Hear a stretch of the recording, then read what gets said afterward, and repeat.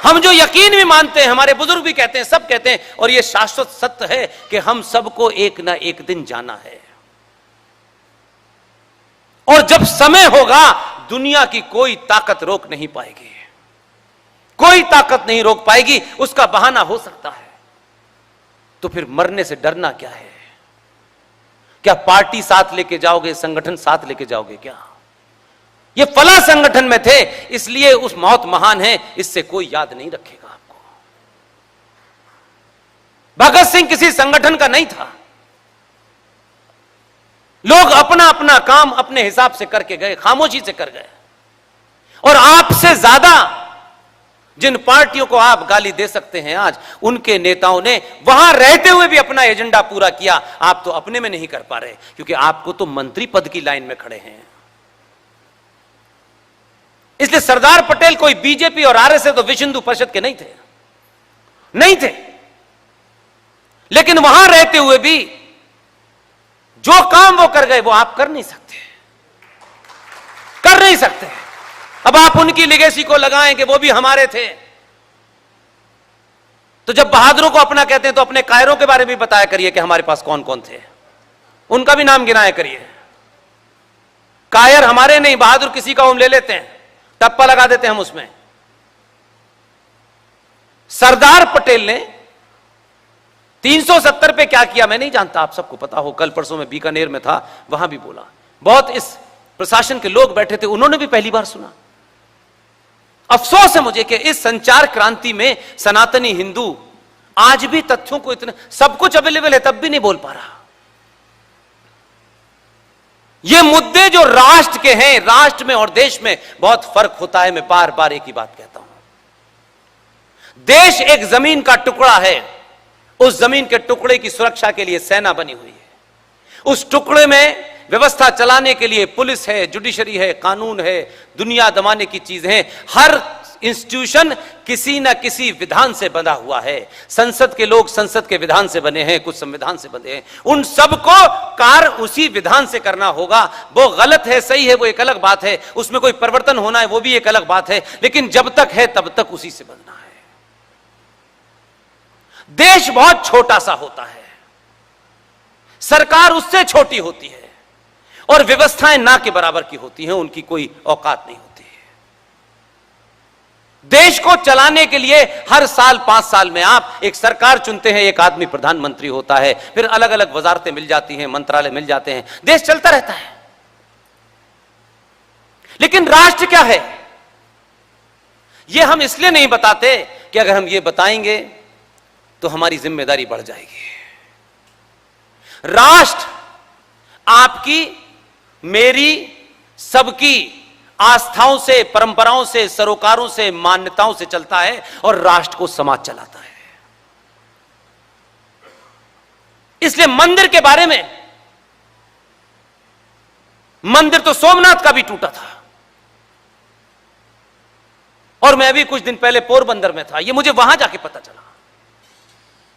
पोरबंदर में कोई 10,000 जो लोग मल्ला होते हैं, मछुआरे होते हैं, उस समाज ने वो प्रोग्राम किया। मैं घंटों ये सोचता रहा, मछुआरे समाज ने पोरबंदर में रात के 1-1:30 बजे तक 10-15 हजार लोग, सब उनके समाज के लोग ज्यादा थे, उन्हीं ने प्रोग्राम ऑर्गेनाइज किया। मैंने कहा मैंने पहली बार सुना।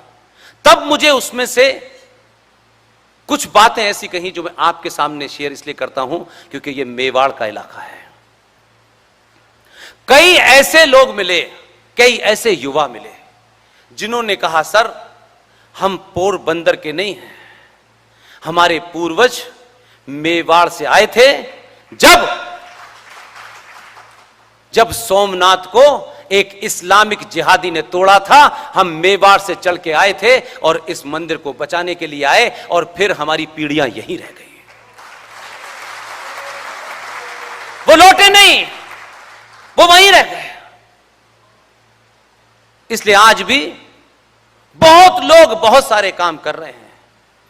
अगर किसी को सच बोलने का हिम्मत हो रही है तो उसे झूठ के, फरेब के, मक्कारी के नारों में मत फंसाइए। 700 साल के बाद आपको पहली बार बोलने का मौका मिला है। नहीं तो आपको कोई गाली दे जाए तो आप गाली का जवाब नहीं देते थे, लात मार देता था तो आप अपने घर चले आते थे। आप प्रतिकार ही नहीं करते थे, क्योंकि आपकी उस प्रतिकार की क्षमता को इस देश के दलालों ने समाप्त कर दिया था। और ये एक ह्यूमन टेंडेंसी है। परिवार में भी जो बच्चा सबसे ज्यादा नटखट होता है, सबसे ज्यादा झगड़ालू होता है, जो बार बार ये धमकी देता है गिलास तोड़ दूंगा, बड़े बड़े घर के बैठने वाले पहले ये कहते पहले इसकी बात सुन लो, इसकी सुन लो, जल्दी सुन लो, देखो देखो ये तोड़ देगा गिलास। वो 2 गिलास तोड़ता है, जीवन भर घर के बड़े लोग उससे डरते हैं, यार इससे ऐसा मत करना, ये अभी फेंक देगा गिलास। और जो बेचारा शरीफ होता है उसी को मां बाप कहते तू तो अच्छा बच्चा है ना, वो अच्छा ही रहता है जिंदगी भर तक, और फिर बाहर पिटता है।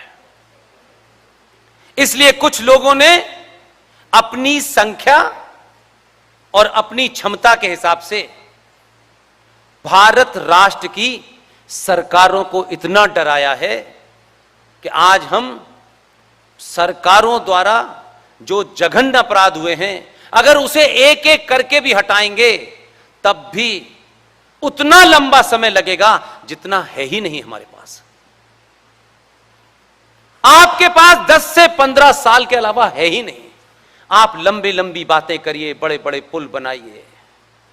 विकास का मतलब 2 तरीके का विकास, सड़क बनाना, हवाई जहाज चलाना, यह एक निरंतर प्रक्रिया है। हाईवे टूटेंगे, सड़कें टूटेंगी, नए हवाई जहाज आएंगे, कभी मिग खरीदा गया, आज राफेल आ गया। ये जितनी भी व्यवस्था है, ये भारत देश के टुकड़े को बचाने के लिए सारा काम किया जा रहा है। लेकिन भारत राष्ट्र एक भूमि का टुकड़ा अगर सुरक्षित है तो इसका मतलब नहीं है कि राष्ट्र सुरक्षित है। इसलिए आपके यहां जैसे जैसे बहादुर पैदा हुए, उन्होंने सच बात कही। एक ही ईमानदार, कई बार उनसे आमना सामना मिलने का हुआ, यह हिम्मत उसी आदमी में थी। उस आर्मी के चीफ ने रिटायर होने के बाद वो चीफ ऑफ डिफेंस स्टाफ बने। उन्होंने कहा, इसलिए मैं आज कहता हूं कि आप नहीं समझ पा रहे हैं, क्योंकि आपका एजेंडे में चवन्नी अठन्नी से ज्यादा कुछ है ही नहीं। उस शख्स ने कहा कि भारत 2.5 युद्ध से ग्रस्त है। 2.5 युद्ध जैसे ही कहा, छोटे भाई का पजामा बड़े भाई का कुर्ता वाले समझ गए ये कहां पे निशाना साध रहा है। इमीडिएटली रिएक्शन आया। आज भी भारत को न वेस्टर्न बॉर्डर से न ईस्टर्न बॉर्डर से कोई खतरा नहीं है। आप इतिहास उठा के देख लें, आपकी सेनाओं ने भले ही चाहे कैसे भी हथियार उनके पास रहे हो, उन्होंने कभी आपको मायूस नहीं किया, कभी मायूस नहीं किया। कैसे भी हालात में, कैसे भी जहाज से, कैसे भी टैंक से वो लड़े। 65 में लाहौर कश्मीर के पास हाजी पीर तक भारत की सेना मारती हुई जिहादियों को ले गई थी, लेकिन आपके देश के गद्दारों ने अपने स्वार्थों के लिए उस प्रधानमंत्री की हत्या करा दी, क्योंकि उसने कहा कि सेना वापस नहीं लौटेगी। क्योंकि गूंगी गुड़िया को प्रधानमंत्री बनाना था, तो यह हुआ कि अगर यह वापस आ गया तो फिर यह प्रधानमंत्री के पद से नहीं हटेगा। इसलिए उसकी षड्यंत्र करके हत्या हुई। हमारी टीम के एक सदस्य, बेहतरीन इंसान, एक पत्रकार की नौकरी करोड़ों रुपए की नहीं होती है, चंद हजार की नौकरी होती है। अगर यहां आग लगी हो तो लोग अपने प्रोफेशन में से भी कैसे बड़ा काम करते हैं। दुनिया के 16-17 देशों में उसने भ्रमण किया, पैसे मांग मांग के किया, सारे तथ्य इकट्ठे किए, दुनिया के जितने भी बेहतरीन राइटिंग एक्सपर्ट होते हैं उनको भी इकट्ठा कर लिया और एक किताब लिखी। उस किताब का नाम है your prime minister is dead, Lal Bahadur Shastri के ऊपर। किताब को लिखने वाला वो हमारा दोस्त एक बेहतरीन इंसान, बेहतरीन रिसर्चर, उसका नाम है अनुज धर। इस किताब को मैं कोशिश करता हूं कि पब्लिशर से कहता हूं कि कुछ सस्ते पैसों में हमको दे दो और आप तक कैसे पहुंच जाए, ताकि आप किसी भ्रम की स्थिति से बाहर निकलें। दुनिया भर के डॉक्यूमेंट लगाने के बाद उसने इस किताब को छापा, कोई आज तक चैलेंज नहीं कर पाया। इसलिए सब लोग भाषण ही देंगे, सब लोग संसद ही जाएंगे, ऐसा नहीं होता। लिहाजा 1995 में जो सबसे बड़ा जघन्य अपराध हुआ है, इसलिए मैं हिसाब मंच से ही करता हूं, नीचे नहीं करता। 117 थे पार्लियामेंट में, आप सब लोग मुझसे उम्र में बड़े हैं। 95 में मोबाइल आ गया था, आप सबने वो दिन देखा होगा, लाइव टेलीकास्ट होता था। लेकिन तब भी हम चुप रहे, हमें तो सरकार में आने की जुगाड़ में रहना था। तो खाना पूरी के लिए कुछ बोल दो, हाँ हम जा रहे हैं, घर जा रहे हैं, हम इसके खिलाफ में निकल गए। नहीं, 1995 में भारत की संसद के अंदर एक जघन्य अपराध हुआ है और आपके 117 लोग उस वक्त पार्लियामेंट में थे, चिल्लाए नहीं। अगर सच में आग लगी होती तो यह काम मुझे नहीं करना होता, GDRSN को नहीं करना होता, सुशील पंडित को नहीं करना होता। इतनी बड़ी भीड़ है हमारे पास, चौराहे चौराहे भी बताते तो कहते कि हमें सबसे पहले 370 नहीं हटानी, ये हटाना है। क्योंकि जानकारी नहीं है कि जानकारी अगर आपको दे दी तो फिर दुकान चलेगी कैसे। 1923 में अंग्रेजों ने एक कानून बनाया, वक्फ प्रॉपर्टी कानून। उस कानून के तहत उसमें सिख भी थे, उसमें हिंदू भी थे, उसमें पारसी भी थे, सारे लोग थे कि ये लोग अपनी जो प्रॉपर्टीज हैं, मजहबी प्रॉपर्टीज हैं, उसका ये खुद देखरेख करेंगे। अंग्रेजों का बनाया हुआ कानून था। 1956 में फूल वाले चाचा ने किस दबाव में उसमें से सबको बाहर कर दिया, सिर्फ मुसलमान रह गया। 1985 में चचा के परिवार का एक आदमी जो हवाई जहाज उड़ा रहा था, वो एकाएक देश चलाने लगा। उसने उसमें एक फर्दर अमेंडमेंट किया। 1995 में पीवी नरसिम्हा राव ने फिर एक अमेंडमेंट किया, क्योंकि ये मुद्दे तो हमसे क्या लेना देना है, हमें इससे क्या मिलेगा ये बताओ पहले। इसकी चर्चा तो हम आपस में भी नहीं करेंगे, क्लास में भी नहीं करेंगे। दिन भर यहां भाषण, वहां भाषण, विज्ञान भवन में भाषण। भाषण तो दे रहे हो, लेकिन सच बात बता के जाओ, ताकि इनमें से कई सारे लोग कल उसको देखें तो कहें कि ये तो हमको पता ही नहीं था। 95 में अमेंडमेंट हुआ, 2013 में संसद से एक पूरा कानून बनके हमारे सामने रख गया। 2013 बहुत पुरानी डेट नहीं है मेरे भाई।